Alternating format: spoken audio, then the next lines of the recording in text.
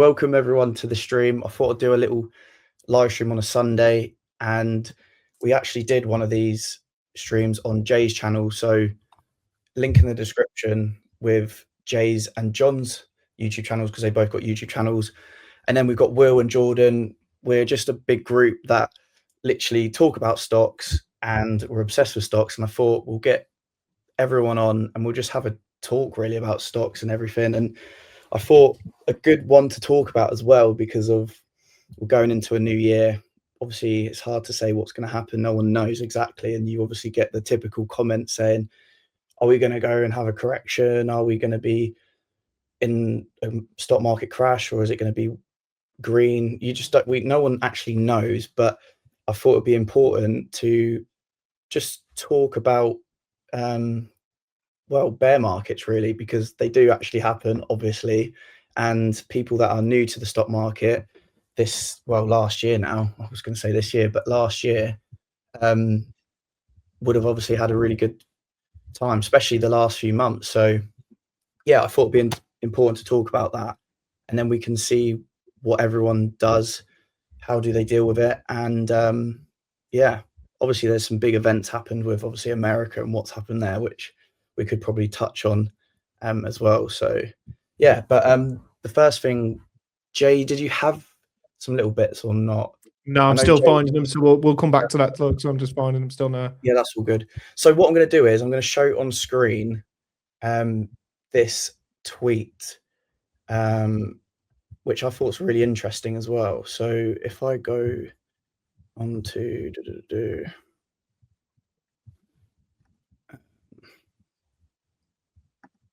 just sharing my screen.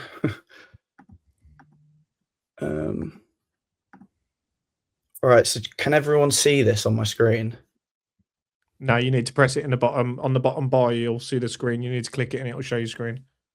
Oh, you see where all our faces are and stuff? Yeah. It should be there you go. So as you can see here, this is where I need a two screen setup. But as you can see here, it shows you how many times the S&P 500 has corrected, and also how much it's gone up.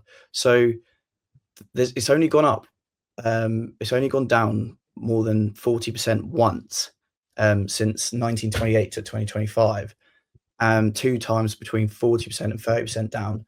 So it's obviously it doesn't happen often, and obviously we get more green days than we do red, and it's just important. If you want, you can pause this, have a look at it as well, and see how often it comes around and all that. But obviously the big thing as well is patience and timing. So if I go back off screen, I just want to talk to everyone about what's their thoughts, and yeah, when it does happen, what do you guys do? Because yeah, it'd be interesting to know.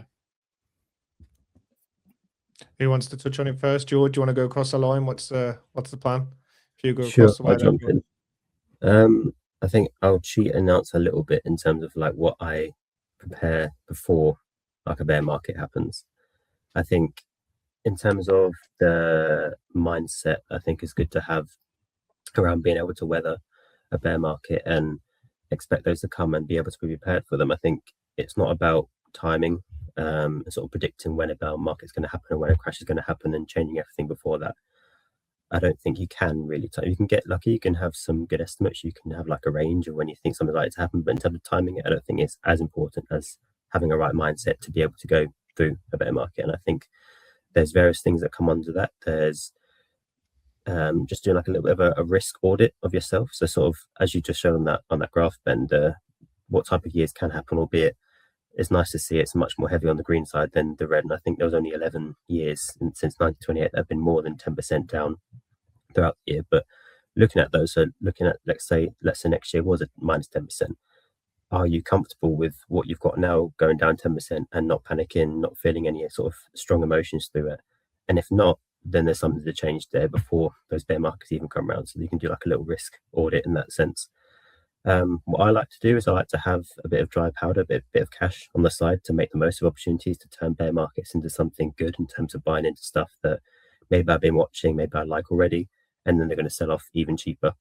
and then I can make the most of that. I know it's not everyone's thing. Some people like to be 100% invested, but I like to have a little bit of cash.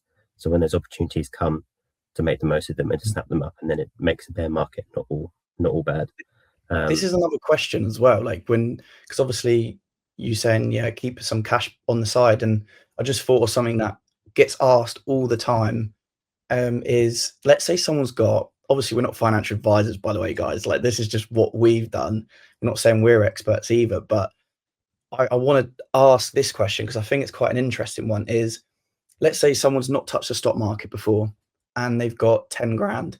Do they put that 10 grand straight away in? Or so would you put in 10 grand straight away, or would you put in, let's say, £2,000 a month and average in, or would you put the lump sum in? Because that's quite an interesting one to ask. So I think that's personal preference on affordability and stuff as well, because some of us in April will fully load out our ISAs, and then other people divide it down and don't max their ISAs throughout the year. So I guess that's just a personal preference, because I mean, myself, I'll put my full ISA in April, but I don't necessarily disperse all that cash straight away. So I guess that's personal preference. We're going back to your question about the bear market preparation. I think you can just make preparations for that, like Jordan said, in a normal market sense. Like, for instance, being 10% cash, like cash is, it's one of them people's preferences. People don't like to hold cash, but you don't necessarily need to be in a bear market to see 20% drops, 30% drops. That can happen, especially when in the stocks that us guys type of hold, in regards to Oscar, Ondas, SoFi. Like, we've seen it in AMD, we've seen it on Palantir, we've seen it all across the way this year. So I think, and we're in a bull market, so I think being slightly cash and having, like Jordan said, some dry powder really makes a difference. Yeah. You're up, Will. I think that during that the general kind of green times is the time to kind of really really build those habits. You know, are you putting in money every 2 weeks? Are you doing it every week? Are you doing it every 4 weeks, every month? But just being consistent, because when you get to a bear market, when you get to a difficult period, that's when the psychology really comes into play. But if you just keep doing what you've always been doing, it should then be, it's kind of easy to carry on because it's been a habit before. Yeah, and if you do have a bit of extra cash, you can put more in during that time. But I do think it's important to distinguish that when we looked at that picture, and when we're talking about bear markets, there's sort of like two different things slightly going on. There's like the whole market. So like the S&P 500 is generally what we mean when we talk about the market. But then there's individual stocks. So if the S&P drops 10% over the course of the next 2 months, there's going to be stocks we hold, as kind of Jay said as well, which they are high beta, and high beta means high volatility. The volatility of high beta is larger than the beta of the S&P 500 of the market. So you also need to be prepared for, say, like a fairly expensive stock, let's say like maybe like a Robinhood. Will it get a re-rating during a sustained market dip? If the market dips 10%, Robinhood's going down 40-50%. It's going to get re-rated because the valuation it's at now isn't going to sustain during a whole market sell-off. Doesn't mean it's a bad company. I'm sure the earnings will still be great. I'm sure it'll be growing really, really well, but it's going to drop down a lot. But that isn't necessarily a bad thing. It depends on your average, and it depends whether you buy into that downturn, because generally the market is green more than it is red, but the red is the opportunity. And obviously everyone knows that famous Warren Buffett quote about being fearful when others are euphoric, and obviously vice versa. And that's broadly what I'm kind of saying is keep the habits, keep buying every month if you're buying like an index.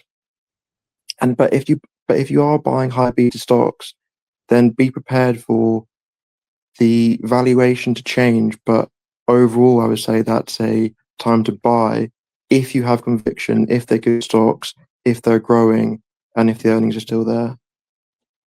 It's interesting you say that as well, because I looked at something the other day because I was actually like wondering, I wonder what the like PE ratio was of like, I don't know, one of the big companies like Meta, for example. So in 2022, when it was that like year bear market where it was just constant red days, the lowest Meta got to as a PE ratio, it was at 11 or 12. So 11 or 12 was the PE for Meta at the time, which is mad to think because obviously when everyone talks, like the standard for, I would say a company like that, they say between 20 and 30, right? So the fact that it went all the way to 11 is mental, and it's like it just shows you like how valuations just change and how much someone's willing to pay at the time in a bear market. So yeah. I do think looking back at the 2022 tech wreck, there were just some obvious buys, but I guess when you're in that moment, you know, you've had 6-9 months of red, everything's going down. You don't necessarily think, oh well, Meta's 11 PE, it must be a good buy. Obviously, if you've done your homework, hopefully you will. But yeah, it is like I do think you make a good point there, Ben. But sort of looking back, you think, wow, like there were some really good opportunities there. Yeah, no, 100%. Well, that's the thing. It's like this is the thing I find interesting as well. Is like obviously people have got. They say obviously if the PEG ratio is under 1, it's normally a good buy. Same with like a PE ratio. If they're a tech company, they should, and they're trading below 20, it's normally a good buy. And it's like, obviously that's someone saying those valuations, and it's like at the time, like, yeah, for it to be 11 PE, it's like no one wanted. It's almost like people weren't wanting to pay for the company at a bigger premium. It's just, it's just interesting how like bear markets work and how obviously in a bull market everything's just almost like triple the price, almost like how much what people are willing to pay for it. But yeah, what's your views on it, John? I think it was Jordan that said it's about your habits. I might have been Will. I think even through a bear market, you've got to maintain the habits that you've built during the bull market. And I will always go back to my research. If a stock looks like it's taking a big hit, then you should do the same in a bear market, because you'll know whether you're in a bear or a bull if your thesis is still correct. Obviously, it's harder for companies that are, you know, burning through cash and everything. But yeah, I think it's just maintaining those habits. And if you can spot a bear market coming, so like this last year, I've never held cash, but I'm expecting a bit more macro uncertainty next year. So I'm going to start holding a bit of cash back every month when I do my monthly deposit, and just have a bit of cash on the side, like the others have said. But for me, it's just remaining emotionless, keeping those habits that you've built up during the bull market. So you even it out really, and just go back to your thesis. Yeah. No, I think that's fair. And I like, so obviously we're on this topic of bear market for a reason. Obviously we've seen what's going on with Venezuela. We're seeing what's going on in subsidies at the end of the month and stuff. I have got that clip now, so I'll show that in a minute, Ben. And obviously we're talking on stuff like that's why it's important, because I guess January, how do people agree on this? Do you agree that January sets the tone for the year? What's everybody's thought on that?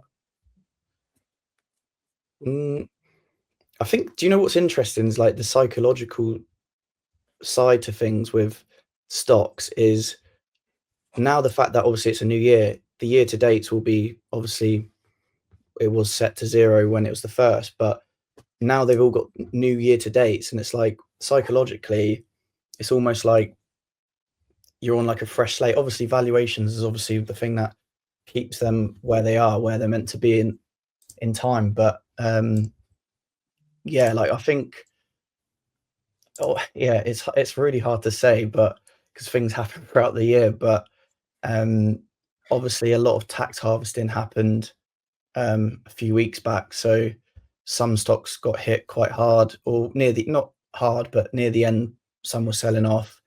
But yeah, I think it's hard to want to say. The reason I asked that question is because, I don't know if I say it right, the Kowasebi letter, or however you say it, shared a statistic earlier. that for 76% of every single time of January has been negative. The rest of the year has been negative, or it's something across those lines. I'll have to find the exact tweet of what it was. So if January was a negative month, 76% of the time it was a negative year, or it was vice versa. If January was a good month, 76% of the time it was a good year, which I think was the stat that I seen. So, Yeah, I guess like, January I think it is. I think it's like a psychological. I know this sounds ridiculous to say, but it's almost like a human psychological thing. Like if there's like the year to date for the stock start off good, it's almost like it will be good. And obviously going from them stats, it's interesting to know that if January, let's say, is green, then there's a 73% chance that the whole year will be green, and then vice versa. So but we will see. You want to, because you're obviously invested in Oscar and stuff, Ben, I know a lot of your followers are. Do you want to share the screen and then we'll touch on this subsidies thing and then we can move on that? If you want to, hold on, let me just share this. Share screen. Window. There we go. There you go, if you want to share that. Do you click that screen? So, we'll watch this real. Agenda for the new year. Emily Wilkins joins us with a look at what I'm assuming This is was a from very last week. busy to-do list. Emily.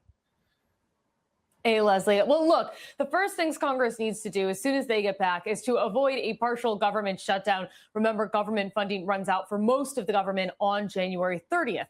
Now, lawmakers had hoped to make some more progress. They wanted to move these 5 spending bills that would have covered a majority of government funding, but a number of conflicts are holding up that package. However, several Democratic lawmakers, including Senator Peter Welch, told us before they left town that they don't expect another shutdown this time around. It's a different time frame. Okay, so going off that, you can take it off now, Ben, because it just waffles for about another 2 minutes. So obviously, what's everyone's thoughts on that? Because that's going to affect your type of stocks in regards to stocks like Oscar and stuff in it, Ben. Yeah, no, obviously I've said before, obviously if the enhanced subsidies did get extended, then obviously Oscar will benefit massively from that. And obviously it's good for the business. And obviously if it does get taken away, which it does look very likely it's going to be, then obviously it's not good for the business and it loses out about 7%. So the enhanced subsidies counter for 7%, which is the higher taxpayers. So they'll lose out on the subsidies, which obviously, yes, that 7%, it is a lot, but in the grand scheme of things, it's I just don't think it's going to hurt Oscar as much as what people are saying it's going to. And like I say all the time is and it goes back to really looking at their track record over the years, over the earnings, and if you can trust the CEO. And I mean, the CEO keeps saying as well, they're going off the fact that they're not going to be extended. So they've obviously given out their guidance of what they think.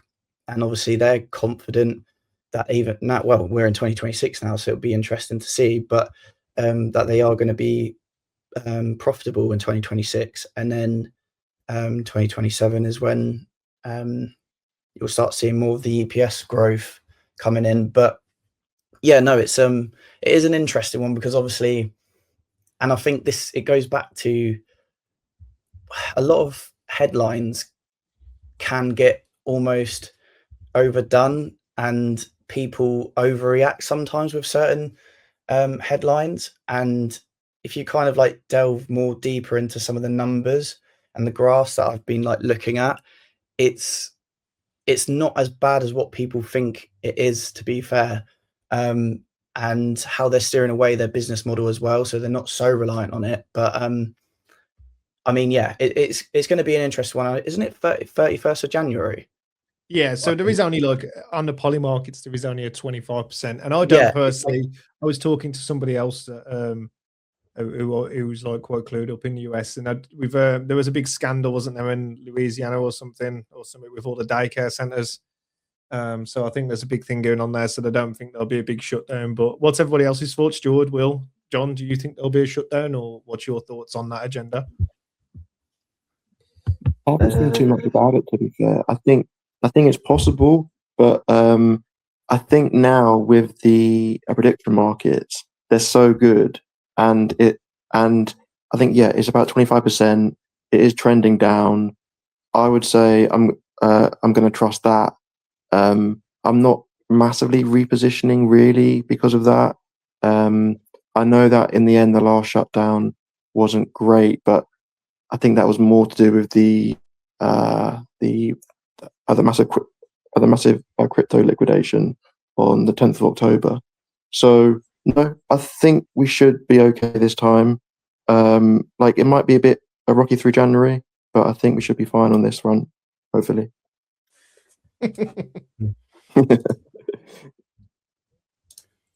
I think there's a chance it can still happen. Because if you look at the predictor markets when the Fed rate cut was coming, that was swinging for several weeks. I wouldn't be surprised if it happens, but I think the sentiment around it is a lot more positive than last time. And if it does happen, I don't think it'll happen for as long as it did last time. So even if it does happen, I don't think the effect will be as big as the last one was. Yes, I wouldn't be surprised, but you never know. Yeah, I'd agree. It's the midterms this year, and I think both parties want a fairly good year. I guess the Democrats don't want an amazing year, but they still want to look good. So neither party is going to want to be coming out bad and being blamed for causing the shutdown. There's lots of talk about how, like, the general cost of goods. Both parties are talking about the general level of inflation, the price of gas, groceries, etc. I just don't think it's a good look if they're then shutting the government again. Millions of workers aren't getting paid in a year when the Republicans really want to win the votes, which are towards the end of the year. So I just don't think either party wants it this time. No, I think that's agreed. I think that's probably, like you say, the best take on it, to be fair. You've probably hit What's the your nail on the thoughts head. on, like, the situation that's happened, obviously, recently with what America's done? What's your thoughts on that? In regards to what, sorry, Venezuela? Yeah. Oh, God. Because they're You're a massive... reaching into politics now, Ben. They've got all the oil. Like, it's mental. So America... Are you talking about what it's going to do for the markets? Is that what you mean? Yeah, like, because they've got all the oil in the world now, America. Yeah, it's a tricky one. I mean, I was watching crypto because obviously Bitcoin's going to be something that you'd like to see that moves with that. So, and to be fair, it actually went up a little bit and it's actually stabilized above 91k, which is the first Sunday in many Sundays where it hasn't fluctuated on £1,000 scale. So obviously that's a bit of an optimistic mindset to say that the markets will open higher. That's my take on it, but I don't know if that'll be correct. We'll find out at 11 o'clock, see what the features are like. This sort of a massive event gave me like a good chance to just have a look at oil, have a look at kind of like how it works. And yeah, even though the US in theory will then have access to the world's largest oil fields, it's just nowhere near as simple as that. Like, it's going to cost 40, 50, 60, 70 billion dollars to kind of build up the infrastructure to actually start getting the oil out. So I've been looking at what people are saying, looking at kind of people who know a lot about this industry, and it's going to take a lot of money and a lot of time. Like, it's not suddenly going to start ramping up production because their general oil, like their kind of production facilities are quite out of date. They're barely producing any oil, especially in comparison to how much they've actually got. So if kind of everything goes well and the American companies can get in there, it might be about 10 years until they're probably actually producing a large amount of oil. And already there's a bit of a surplus, and that's why prices are so low for oil. So I can't see them wanting just to pump out like excessive amounts because other countries will then just start producing less. And also, just one more thing: if these private companies go in there, Shell, Exxon, etc., they need the money. Like these companies haven't got 20, 30 billion just lying around, so they need they need billions for their capex to build up the infrastructure. So I think it's like a big geopolitical thing. I think it's going to affect relations with the US and China, with maybe like the US and Russia. I think it's reasserted for the US in like the Western Hemisphere. But in terms of like all in the markets, I'm actually starting to lean towards that it's not going to have a massive effect. Because this is the thing. This is what I'm interested how the market's going to react to this on, well, the futures and obviously tomorrow. Because and the other thing is as well, which a lot of people were like almost I don't know how to word it, but like celebrating in the sense of like a lot of people think there's like a 90% chance that Palantir was involved with how quick it happened. Like, because Russia with the whole with Ukraine, like obviously that's been going on, but the fact that America did it, how they did it was so seamlessly, it was mental. And a lot of people are saying Palantir probably had a massive involvement in it. Who knows? But that's obviously a different question and a different conversation. But yeah, it'd be interesting to see how well the market reacts to all of this, to be honest. But I thought I'd just mention it. I've just thought back to something last year, and I've got a question. It's a bit, skeptical, but how long do you think they've been planning this for? Because I've just remembered, and I found it, that Chevron's US license to operate in Venezuela expired in May last year. And obviously Chevron will probably be one of the bigger ones. So how long do you think they've been planning this for? And do you think this is an easy way for licenses to get renewed for American companies to drill more oil? Again, without getting too much into politics, because I CBA with it, it's a lot more to do with the petrodollar. It's a lot more to do with energy. It's a lot more to do with thick oil. It's a lot more to do with drugs. It's a lot more to do. There's so many spider webs from it, but yeah, I don't touch in politics. It's on my boat. I'd rather just stick to watching the stock market. I watch the news for what I need to watch, but I try to not to have. The problem is when you start getting into politics, there's too many opinions. You're always going to upset someone. I mean, I'm looking in the I'm looking in the comments now, and I'm already seeing people saying stealing other countries, things nothing to be proud of. No, I know exactly. Like, but this is the thing. Like, it's just too many controversial points and things like that. And it's even like the thing that one thing before we move on is like the White House was tweeting out and just like doing almost like a little meme montage of like how amazing it was in the sense of like how. Yeah, they just captured him, and it's just like I can't believe like the White House has tweeted that. It looked like it's a bit of a catch-22 as well, because I spent a few hours yesterday watching Venezuelan TV, and there's hundreds of thousands of people in the streets celebrating it. But of course, you've also got thousands of people upset about it, and this is where your divide comes with politics. So you've got a lot of people that feel free and they're looking forward to things that are going to happen in their country, etc. But then you've also got half that are very divided because they obviously respected their prime minister, respect their country, they feel invaded. So again, that's why where I say some people, you're never going to please 100% of the masses. It's just impossible. So you can literally rebuild a homeless center, but if you do it in the wrong location, someone's always going to get upset about it. So, you know what I mean? You're never going to please the masses. There's another thing I want to show, nothing to do with politics now, so don't worry. Ben's trying to get himself cancelled. Yeah. I know, drag me down with you. Controversial stock anyway. So I get enough people writing bad shit about me on Reddit as it is. I don't need anything else. All right, I'm gonna play this clip as well. You old you are, Ben. This one here. So I ain't seen this to be fair.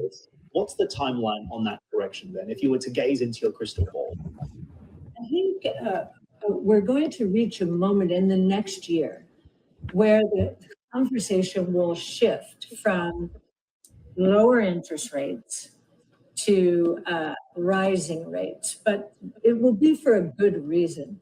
We think that the economy, the US and the rest of the world, of course, will participate, is going to move into a productivity-driven boom, just in time for our midterm elections. So I think when interest rates reverse, there will be a shudder because there are a lot of people out there, and we saw this during COVID and its aftermath, who think that innovation and interest rates are inversely correlated.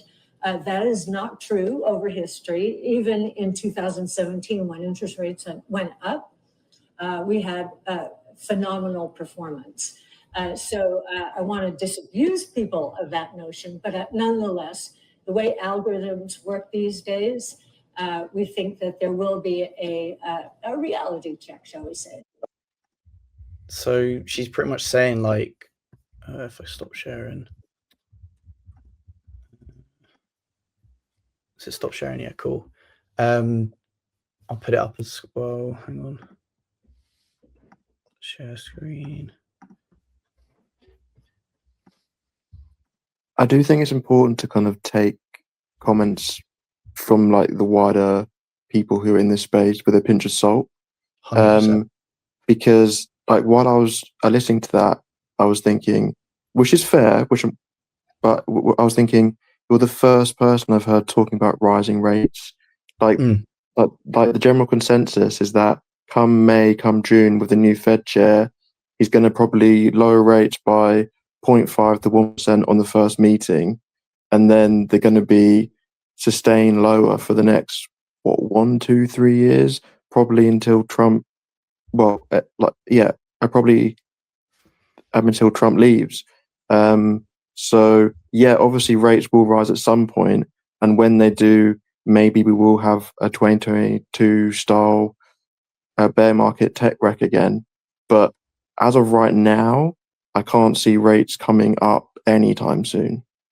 Yeah, I know, and that's why I wanted to like bring it up, because I just found it interesting when I was scrolling past and I saw it, and it's like, and it goes back to earlier when we were saying about obviously the stock market it's quite reactional with things, and obviously we're all anticipating interest rate cuts, and that is what's going down. But if it starts obviously having the conversations of rising, obviously the market could react quite bad from it. But yeah, and I just thought I'd mention it and see what people thought of it. And yeah, just found it interesting. Obviously, Cathie Wood as well is a controversial person anyway, with some of the stock picks she's had recently and the price targets she's had. So allegedly. Yeah. Oh, and look, yeah. Allegedly. Just because someone's name's before it don't actually mean they're doing it. I see this all over Twitter all the time, and I see people loading into stocks because I see Congress people doing it, and 80% of the time the stocks don't even move. It's just because she called Palantir right. I mean, do you know what I mean? A few people did. That means if anything, like you say, that's sort of why a lot of people follow you as well, isn't it, though, Ben? And people started doing it to myself with Ondas. People start seeing you pick 1 or 2 good stocks, and I think you're a guru, so to speak. This is the thing, and also as well, I remember a lot when you were looking at the ARK Invest, like you constantly were seeing her buy it, and then you'll see her like sell a big position in it, and it was just like when you like kind of look closely at it, it's like there's no point even looking at these transactions, because she was like, a lot of people would do with any investment fund really. It's just like you see a massive buy, and then you see this massive sell after a few months maybe, and it's like I just don't really pay attention to all that anymore. I used to more so, but yeah. I think the problem is with that stuff as well. It's people like with Buffett as well. People seem to think people like Warren Buffett and Cathie and stuff like that are sat in their room on trading 2-on-2 with their laptops. It's not the case. They've got a team of hundreds of people and analysts and people working for them that make the decision. I mean, it's a little bit like Bobby Axelrod when you watched, if anyone's ever watched that program, Billion. It's the same thing. You got somebody who sits at the top who gets all the credit, and you've got hundreds of employees that actually make the work and make the decisions. So, yeah, you got to be careful with this stuff on X. I had someone message me yesterday, actually today, a voice note saying, I've seen on Twitter that X is going, that Ondas is going to go to $100, and it's like, come on, man. Yeah. I know. Everyone's looking for the next Palantir, and that's the problem. I was going to say earlier on the topic of bear markets, I think it's very easy in a bull market for a lot of people to suddenly become geniuses or look like geniuses. And I think the difference is when we come into a bear market, the really good investors and the really long-term successful ones, the ones that are able to preserve the wealth the best through a bear market, whether that be having cash on the side and able to make opportunities of it, or just having more resilient investments through a bear market. And I think that's where things really change, because as I say, in a bullish market, most people will look like amazing investors because it's just so much easier to look that way. Yeah, I'll show you this as well, which I thought was crazy. When you're saying about that, this is how crazy, like how good Warren Buffett was. Oh, you can't enlarge anymore, but yeah, click the image, Ben. Oh, there you go. There you go. So yeah, Warren Buffett was so dominant that Berkshire Hathaway could plunge 99% and still have outperformed the S&P 500 since 1965, which is just crazy. Like his returns were mental over because that's the thing. It's like, it's not even, it was over multiple decades how good he was performing. So, yeah, but again, like you say, Buffett's an absolute legend to the space. But again, it's about the team you have around you. Obviously, Buffett picked Coca-Cola and stuff, and he absolutely smashed it. And obviously, he has the final say on what gets invested. But there is a lot of people around these firms that are finding these stocks. I've seen Finance with Joe put in your chat here. She was fairly early on Tesla, which has been a winner so far. But she also invested a lot into Beyond Meats and geonomical stocks in 22, which is exactly the point. Some people, I know I watched a video on Buffett the other day, and have you ever seen a video about the worst investment he made? Yeah. Which was the textiles company, which he bought that textiles company for, it ended up being millions and millions. Then that company just went under, and he ended up changing that company into Berkshire, which is what Berkshire is today. Yeah. So again, there's been a lot of losses across the board with these good people. There's no one single investor out there that's ever got 100% win rate. It's just not right. It's impossible. Yeah, I think going back to this comment as well, like we are actually in such an interesting time with obviously this whole AI boom. But I actually had a look at this as well, this video that Paul's mentioning, and it's like the CEO of AMD said in September 2025 that we are 2 years into the 10-year cycle. What's your thoughts on that? So Jensen is speaking this week at the CES conference. A little bit of it. I'm interested to see what he'll be saying, because he'll have a big input on January. But being 2 years into a 10-year cycle, how can somebody say we're in a 10-year cycle? Does that mean that the market's going to crash in 8 years? Is that what she's saying? Do you know what I mean? So you have to take, like you just said, you hit the nail on the head. You have to take everything with a pinch of salt. Like people like Lisa Su, I was just about to say that people like that, they're all phenomenal CEOs and really good people in the companies. But you have to understand that these guys have to be bullish and they have to speak well, because their words actually affect the market. I think Jensen said something a couple of months ago, and he said he seemed a little bit bearish on it, and I feel like Nvidia dropped a few percent. Is that right, Will? Yeah. But I also was going to say that I think it's one of those times when two things can be true at the same time. I think we are in a massive build-out cycle, but at the same time, that doesn't mean that the market's going to be up for 10 years. It just means that there's going to be a big cycle of build-out of everything to do with AI, batteries, full self-driving, robotics, everything we can think of, tons of compute. But in 2 years, they could be like a bear market. So it's one of those things where there are massive changes coming, but that doesn't mean that it's just non-stop growth. I had a presentation from Microsoft at work a few months ago, and it was about the emergence of AI and past AI models and stuff. And the guy from Microsoft said that it's currently on a downwards curve in terms of the functions that they're finding out, and then it'll eventually go back up. And that's when it really kicks in, because that's where businesses try and find how to use it in the real world, how to make money, how to make sure it's profitable for their business. So like Will said, it might be here for the next 10 years, but in 3-4 years' time, we could have a bear market. A lot of these AI stocks don't do well because they might not be making the money yet. So yeah, it's interesting. Ben, do you get messages like this all the time? Just got a message from someone, and it says, "What's the next company that stock is under £5? You think will double next year?"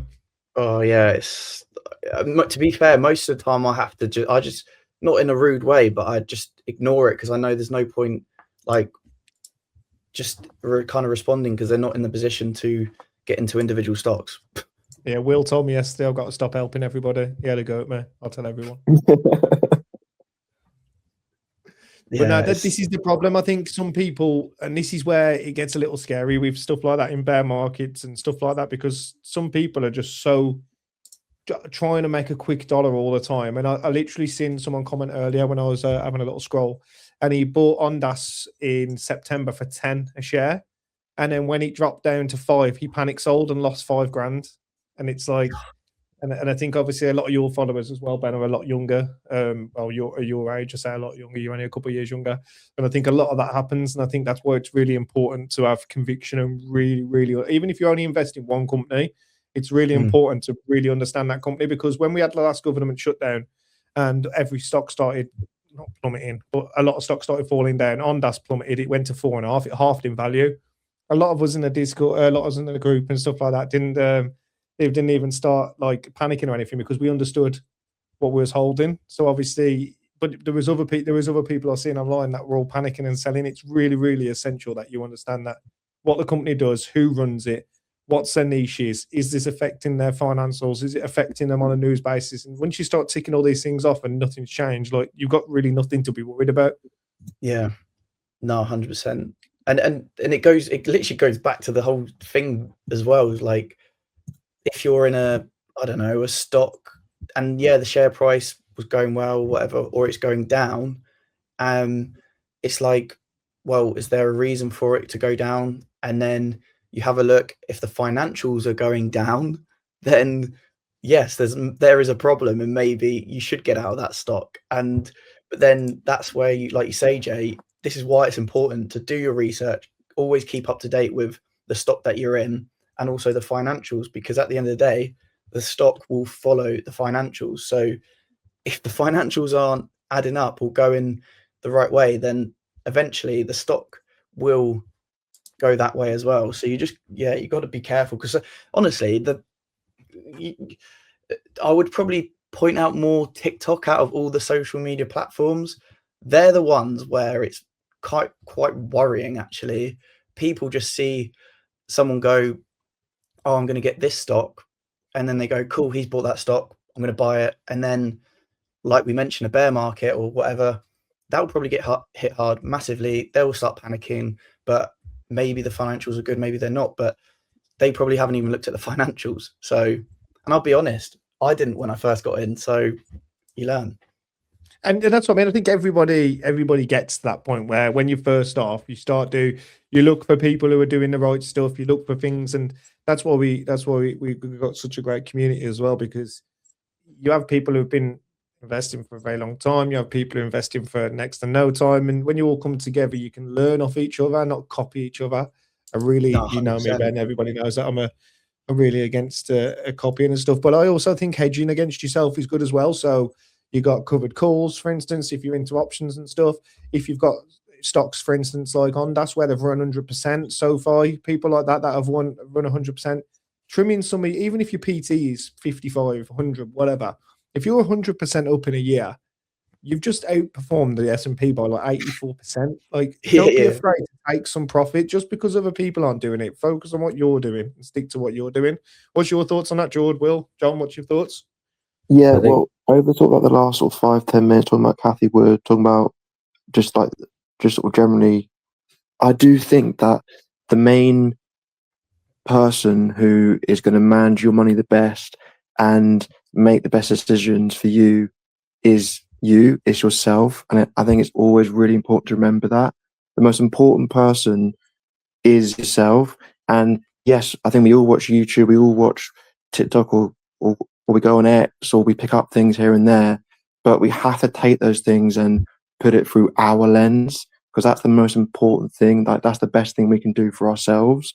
It's why are we investing? How long are we investing? How much money are we investing? Only we know those things, and through that lens, through those filters, then we can see things, I think, better. If we're investing for 20 to 35 years for retirement, it doesn't matter what the market does, especially if you're in like a broad market index fund. It just doesn't matter. Just keep buying. And I think all of us aren't really traders, are we? Like, I think, are we all long-term investors? We've got long-term And mindsets. yeah, exactly. But that's the thing as well. And even when I get messages, and it's not hate because obviously people are new and everyone learns, but they're like, oh, how do I get into trading? And for a start, that's the wrong term. Like, don't look at it as like trading, it's investing. And I hate when people say that. yeah, but then a lot of people as well are like almost like thinking you can put your money in for a few months and then take it out and profit. And like, you should really, I always kind of look at it in my head as like, I always say like at least minimum, if I'm going to be going into a stock, like a 5-year time horizon. Obviously that can change and can vary, because obviously sometimes you might genuinely need to get out because the stock is underperforming or not going to the thesis that you thought, or vice versa. But especially when it comes to like just the basics of like an S&P 500, then you want to really look at having your money in for at least 5 years to like ride out those short-term waves of like either an interest rate cut or interest rate hikes or whatever. Like, it will kind of smooth out those short-term volatility. But yeah, I think what you just said's bang on. When you buy a stock, you should have the mentality that you're going to hold it for 5 to 10 years. It doesn't mean you're going to. It doesn't mean that you're going to hold that stock for 5 to 10 years. But it means that you shouldn't be buying a company with only a mindset for a long-term investment, unless you are swing trading it. You shouldn't have it for a small mindset. For instance, Hive. For instance, for me, I've bought Hive, but I made it publicly clear. I made it clear when I'm buying this that it's more likely a 12-month hold for me. So that's not a long-term investment. That's more of a short-term, because I'm worried. I'm thinking about what's happening this year, and I'm going to see some recovery on Bitcoin. So again, if you are having like buying a really good stock that you're going to hold for a long time, you should have the mindset you're going to keep it 5 to 10 years. Even if something changes after 2 years, which makes you come out, or a year or whatever, you shouldn't be buying stuff with, oh, I'm going to make 100% on this in 3 months. And I think that's what this year created. This year created a lot of unrealisticness, because these gains that we've made this year we're not doing that every year. It's just not happening. What's your thoughts on that, George? What's your thoughts? I think it's so natural when you first start to think, right, I don't know anything about this. Let me just find someone that's doing well and just copy them, and then it will go well for me. And why wouldn't it? When I started, it was because someone in my family members did it, and they were mentioning it to me and talking about it, and that's where it came from. Thinking back to then, all I wanted that person to do would just send me, yeah, I think I would do this and this and this, and then I'd just be, yeah, cool, thanks, and just go and do that, the exact same thing. But it doesn't work. Copying someone directly does not work, because there's too many variables and differences between you and whoever you're trying to copy, that in the long term won't play out in your favor. And all right, short term, you may be able to just jump on a trade, investment, anything they've done, do the exact same, and then make roughly the same return if it goes well. And then you think, okay, this is successful. Let me just keep rinse and repeating this, and I'll go up. But eventually, the differences will catch up, and they will make a big difference. And it's easier to. It's hard when you're new, I think, to foresee that. So it's part of the learning. And I think if you do have people around you who are more experienced, have gone through years of learning themselves, lean on that and use that and listen to what they're saying. I've said this loads. I think learning has a cost to it, and it's being able to accept and sort of appreciate that there is going to be a cost. And maybe it's your time, maybe it's a bit of money, maybe it's a little bit of not doing things in the most efficient way, but that's fine, because long term, if you make those learnings and you pick up those extra bits of knowledge or skills, you'll make that back in what you have learned. And I think you've got to be comfortable with having that cost, and don't try and cheat it or skip it by just copying someone else or just winging it and taking a risk that's not thought out, because it will ultimately catch up. And especially if you are doing things long term, which as everyone said, I think everyone should be, those differences will catch up to you. So just from the get-go, start off in the most sustainable and the right way. And as I say, listen and lean on those around you who have already gone through that thing, have already started themselves, and know exactly the sort of things that you're going to be thinking about and feeling. Yeah. What's your views on that as well then, George? Well, what's your take on it? John, sorry. Too many names. I think it goes back to what Paul said in the chat. Like everyone's investing is very individual, and when you start, you make loads of mistakes. And that's where you learn from it. I had a similar thing to Jordan. Is when I first started, I was sort of copy trading someone. I wasn't doing my own research. I was just reading their research, wasn't looking into the fundamentals of a business, and just sort of taking what they said as gospel. I got lucky. I didn't lose any money. But when I look back, I was like, Jesus. Like, so I took a break. I looked back and I was like, a lot of things I did there was wrong. So, yeah. And then I think you made the point before of people would buy a stock and you take the profits as it goes up, Jay. And you've got to think in the moment when you are going to sell a stock, you might sell it on DAS for $13, but in 4 weeks' time, it could magically spike to 30. And you'll look back when it hits 30 and go, why didn't I just wait 3-4 weeks for it to hit that? But then you've got to think back in that moment when you sold that stock, was it right for you? Because only you know in the moment if it was right. And if you made the right choice in the moment, then you can't really complain about your actions. Sort of look back with pride because you've done the right thing. You haven't listened to someone, you've listened to your gut. Yeah. And I think just the last thing to touch on is when it comes to copy trading. For instance, if I find Ben online now, or I find myself, or I find or if I'm following any of you lads on social media, if I see, oh my days, Ben's made 50 grand on Palantir, 30 grand on SoFi, and this, that, and the other, and try and copy. The problem is the ship's already left and grown so much. And I did see this question asked the other day of whether Palantir was the buy. Now, we're not going to be buying Palantir at said level because of the average and stuff that you've got in it. But in regards to if it's still a buy, it might be a buy for somebody because obviously if it goes to 200, 210, 250, whatever, and obviously there is still growth there. But it was like I was saying to someone this morning, when I got into Ondas at 179, let's say 2 to 10 is a 5x for me. Whereas if someone gets into Ondas now at 10 and gets a 20, that's a 2x. Very different perspectives of when someone got in and whether it's still worth. Now, I wouldn't then again now buy Ondas at 11 because I've been buying it at 2, 3, 4, 5, 6, and now I'm getting my values worth. Whereas I wouldn't see as much value buying it at 11 if it was only going to 20. Do you know what I mean? Mm. There's a lot of nuance. Yeah, I think there's a lot of nuance because I think even with expensive stocks, maybe even like a Palantir, in my personal opinion, and this is just for me, I think it's a buy under 160. I think it's going to be one of the most transformational companies over the next 10 years in the whole global stock market, and I'm happy to buy at that range. And I know I've missed when it was 7 to 150, right? But that's just on me. So I think these things are nuanced, and that's why it's really important to just ask questions, learn, as we keep saying. And just like a more general point on someone new coming to investing, I think it's almost like how I imagine it is you sort of open the door of investing and then you think that's kind of it. There's just one door, but it's such like a snowball. It's such a pigeonhole. Sorry, not a pigeonhole. I mean, it's such a rabbit hole of like you open one door and then there's like another door, another door, and another door, and you keep going. But if you sort of stay like kind of behind those first 1 or 2, 3 doors, you're sort of missing out on a lot of key information, which is key nuance to why someone does this or why you should do that. But if you keep opening those doors, keep going down the rabbit hole, eventually, I think it kind of gets easier. I guess with investing, there's never really a moment where someone says, right, I know everything, because I think even the absolute best investors would say that they definitely do not know everything, but it just gets easier.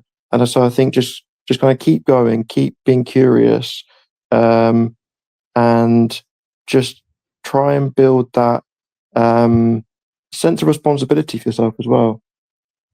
Yeah, I think it's I agree on that. And just a quick one before we move on from Palantir quickly while I get it. Firstly, make sure everyone likes the stream as well for Ben. Obviously, he's got everybody here tonight. There's over 90 people watching, so everyone show him some love and make sure you like his stream. And secondly, what I wanted to touch on with Palantir is we only know about Ondas because of Palantir. That's the actual thing. So Brad and Beast Beast and Kay were having an argument about Ondas in regards to it not having a purpose, etc., with it being linked to Palantir, which then caused Ben and Beast to have a look into Ondas, which then brought it into other people's light. mad. So once you start looking into a company realistically, because you haven't got to just look at now. I know Jordan invests in Google heavily. I look at Google's investments every quarter. Google invested heavily into ASTS, which is actually what made me look into ASTS, and I made a lot of money off them this year. So sometimes it's about really deep diving a certain company, understanding what they're investing in on their 13Fs, etc., understanding where their vision is, and then you can see something before somebody else sees it. Even if you miss that boat, you might find another boat. And I'm going to say this once more before I let Ben take back over his own stream. When you work, you go to work. You work for 40 hours a week, most people, maybe even more, and you do this a lot of time. So you spend like 160 hours on average a month at work. You then trade your time for money.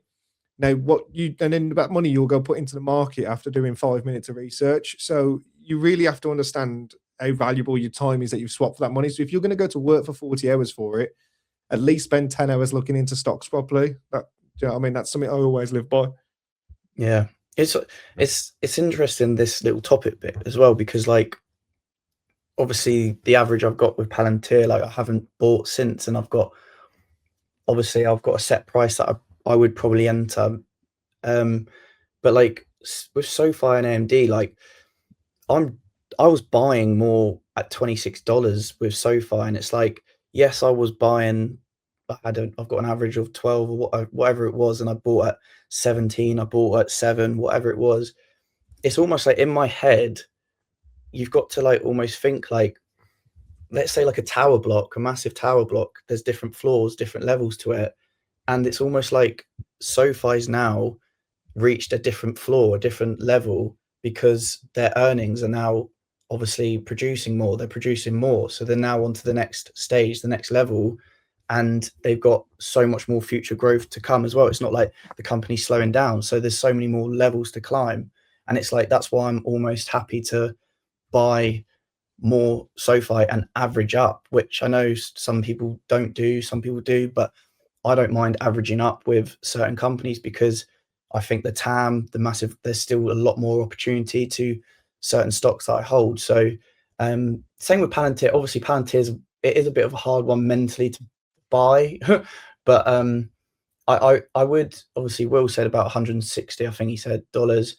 I mean, yeah, if Palantir ever had like a serious crash that, I mean, people have been waiting for a while now, it could happen obviously easily well, going back to the stream earlier when we're saying about a crash, then yeah, I would seriously take advantage of it, because obviously the valuation would probably cut in half if we're in a bear market, and that's when I'll strike and take advantage of it. But yeah, like with any certain stocks, I would average up, to be fair, and that's what I've done with AMD and SoFi actually. So yeah. And then so same with touching back on that as well, Jordan. It's like yourself. I know you were singing and dancing about Google when it was 165, and a lot of people were saying it was going down the pan. A lot of people, obviously, when Apple had said that they were splitting away from it or whatever it was, and a lot of people said it was going down the pan, and you still believed about it. You put a lot of facts out there. Some people listened, did their own due diligence, and then got in as well, and some people didn't listen, like me, and missed that boat. So what's your thought on that as well? Yeah, I mean, I was averaging up on Google. I bought Google the whole way before their antitrust case. When it went in their favor, I still bought after that, and when they had good earnings, I still bought after that. I'm not lumping in too much now because my position's at a nice size and I like it as it is, and not too much as a overall percentage of the portfolio, not too heavy weighting, but it's not a lack of adding because of a change of sentiment. Yeah, I mean, like same as Ben. I was happy to keep buying above my average. I was happy to keep accumulating more, and I was happy to keep adding the cash that I did have straight back into it. I think it's a reflection of your conviction in your picks and your investments and what you're following in. I'm not saying that everything that you like you have to keep adding to all the time. You have to always average up, but I think it does when you're happy to and you're confident to. It reflects the confidence that you have in your own due diligence, in your own research, and that you have done ample of it to feel confident and feel able to do that. Yeah, I know some people don't like the averaging up because they focus so much on their share price average and they sort of almost protect that as if it is the most important thing. As a few other guys have said in the community, that ultimately sometimes the better priority is to have as many shares as possible in what you like, rather than having the shares at the lowest possible average number of shares is more impactful to you. Like Dan Ives said as well, like a lot of people missed out on Amazon, Apple, Microsoft, all Google, like a lot of these tech companies, because they were considered overvalued, and they were always overvalued. They would never like almost valued well. So no one would ever want to strike and buy the stock because it was always considered overvalued. But there was a reason for it, because they were special companies. And sometimes with special companies, they do, I know it sounds cliche, but probably command like a higher PE, because the amount of growth and the opportunity the market can have. And Amazon were always, well, getting better, coming up with new products, new services, and they're always expanding. And it's like, that's why you got to keep an eye on the earnings calls and the company that you're in. Like, are they always evolving? Because then, I mean, if you're in a stock like that, then it's always probably, you can always keep averaging up, and it's just, that's the thing as well. A lot of people sometimes find it hard to maybe pay, like, it'll probably be overpriced, but in the future it will look cheap, and sometimes you can miss opportunities as well. Sure. I'm watching Amazon quite closely, actually, mostly from a TA side, if it comes back down to its 200 moving average, but I do like the look of Amazon at the moment for sure. Ben, Yeah. I think Ben's just put a comment in the chat. I don't know if you want to flag it real quick. The Ben Fleetwood. I'm going to have to jump off in a moment as well, so I'll touch on I this didn't last realize the time. Sorry about No, this. that's okay. It's all right. I'm normally on longer, but I've got to pop out. So, do you think we'll continue to see the market in 26 and beyond pricing future expectations so aggressively, especially early stage or high growth companies like the way we've seen this year? So, I think that's a good question. yeah. I was going to say that I think whilst the AI build out is still in like the relatively early stages, but also a big thing for those smaller kind of companies is that the Fed rates are coming down, so they can borrow for cheaper. So I think we should see a continuation of that. Although I do think a kind of overall quality kind of element is really going to shine through. I don't think it's going to be every AI name is just going to do well this year. I think those really good ones, the ones with a USP, the ones with a clear direction of where they're going, with really high growth, with a really good leadership team, I think they can do well with the Fed rate coming down. But I don't think it might not be like anything with .ai is going to do well this year. I think you've hit the nail on the head. I think that this year is going to be a really good year across the board. I just think it's going to be exactly the same as last year, but not in regards to how many percent we make. I think there's going to be certain points throughout the year. For instance, end of January, I don't think there'll be a government shutdown, but I think that there's going to be turmoil. There's no way to sweep through. I also think in the following weeks, because of what's been happening, what we've seen over the weekend, there's going to be some turmoil. I also think throughout the year, we'll probably see some more further tensions with China and other stuff like that, because it's not just going to all blow away overnight. So I do think that there's going to be a lot of opportunities again this year, like there was last year. Whether we see the continued growth exactly like we did last year is another question, but I do think that we'll do well. But I'm going to leave on that one, boys. I will leave you boys to it. I'll end I off the appreciate stream. you having me. I'll end off the stream because, to be fair, I didn't realize it's been an hour, and I appreciate everyone. No, to be watching. fair, look, so normally I'll stream for a lot longer when I'm on here. So it's sometimes they are a bit longer, but obviously I've got to go on to my partners there still yet. So, but honestly, guys, I'm going to finish off the stream. Thanks for everyone being involved with the stream and also watching the stream. We do streams like this on Jay's and John's YouTube, so check it out in the description. So give them a subscribe, and also if you're interested in being with a community, DM me on Instagram and I'll get back to you on that. So anyway, appreciate it. Follow everyone in the description. I know Jordan appreciate everyone's time or anything, well. but Jay and John subscribe to their channel because they got some good solid videos. But anyway, appreciate it. Hit the subscribe button if you're new as well, and give the video a like. So I'll see you in the next one. Thanks, guys. Cheers, everyone. Thank you.